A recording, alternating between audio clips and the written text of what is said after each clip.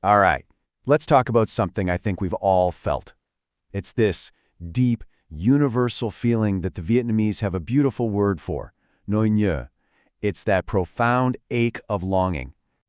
So have you ever noticed this? It's kind of weird. During the day, you're fine, you're busy, you're laughing with people, you're just getting through your day. But then the sun goes down, and bam, that feeling of missing someone just hits you, and it's always, always stronger than it was before. It's not just you, though. This is something we all go through, and believe it or not, there's a reason for it. I mean, think about it. During the day, the world is just so loud. You've got work, responsibilities, just a constant barrage of noise, right? It's like a shield. But at night, everything just slows down. All those distractions just melt away. And those feelings you've been shoving down all day, well, they finally have room to breathe. And it's in that quiet, that the longing doesn't just knock on your door. It kind of lets itself in and sits down right next to you. And at that point, there's just no running away from it anymore. So why? Why does this happen? What is it about the nighttime that makes our hearts feel so much louder? Let's kind of break down the mechanics of what's really going on here. It really boils down to 4 simple steps. First, your body starts to relax, right? That lets your mind wander. Then, the silence hits. All the external noise is gone. After that, you're in a familiar space, maybe your own bed. And that just triggers this flood of memories. And finally, with all your daytime defenses down, your heart gets brutally honest. Just think about that silence for a second. There are no meetings to rush to, no notifications popping up, no traffic blaring outside. It's just you and your thoughts. And in that stillness, that's when you can finally hear what your heart has been trying to whisper to you all day long. It's almost like the night is a door, and it just swings wide open to everything you tried to bury during the day. All those memories, those little conversations, those feelings you so carefully packed away, they're suddenly all unpacked all at once. But here's the thing. This feeling of longing, it isn't just one simple thing. It's not one color. It has all these different shades, different textures, and it all depends on who you're missing and why. Sometimes it's just so specific, It's not some vague, abstract feeling. No, it's the crystal clear memory of one particular person. You can practically hear their voice or see their smiles so vividly it feels like they're right there. But when you reach out, there's just empty space. And yeah, the feeling is totally different depending on the situation. Like, when you're missing someone you've lost for good, it's this tight, painful squeeze in your chest.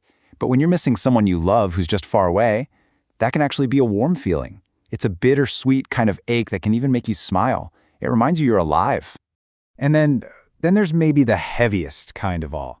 That longing for someone you just can't text. You can't reach out. Maybe it's pride, maybe it's fear, maybe they've moved on. So that longing it becomes a secret you keep all to yourself, one that only dares to come out in the dark. And when this feeling gets really strong, it almost always brings a storm of questions with it. You know the ones. The questions that just circle and circle in your mind with absolutely no easy answers anywhere in sight. It usually starts with this one, doesn't it? That simple, but oh so heavy question of whether you ever even cross their mind anymore. And then your mind starts to drift to the details. You start to wonder if those tiny little moments, the ones that meant the whole world to you, did they even register for them? Did they notice? From there, it's such an easy slide into the what-ifs, right? You start playing out all these alternate realities in your head, thinking about how things could have been different. And that all leads to maybe the most vulnerable question you can ask yourself. Do they miss me the way I miss them? It's that desperate hope that you're not the only one feeling this way because, man, it can make you feel so incredibly alone. So what do you do when the weight of all this, the feelings, the questions, just feels like too much? Well, the goal isn't to make the feeling disappear. It's more about learning how to just sit with it. Okay, so when it feels totally overwhelming, maybe try writing it down. Just getting the words out can make your heart feel a little lighter. Or put on a soft song. Let the sound fill that empty space. And maybe most importantly, just acknowledge the feeling. Don't fight it. It's not a weakness. It's actually proof that you have loved and loved sincerely.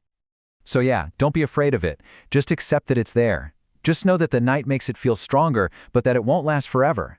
It's like the night itself, that intense feeling. It'll start to fade when the sun comes up. And hey, if you're missing someone right now listening to this, just know you are definitely not alone, I promise. Somewhere out there right now, someone else is lying awake thinking of someone they miss, feeling the exact same way you do. And that's really what Nonya is all about. It's more than just missing someone. It's the sound your own heart makes when it finally gets a chance to speak its truth, totally unfiltered, totally honest, in the silence of the night. And please always remember this. This feeling of longing, no matter how painful or how sweet it is, it's just one part of the story. It's a testament to what was important to you, for sure. But it doesn't get to define what's coming next. It's only a part of your story. It's never, ever the end.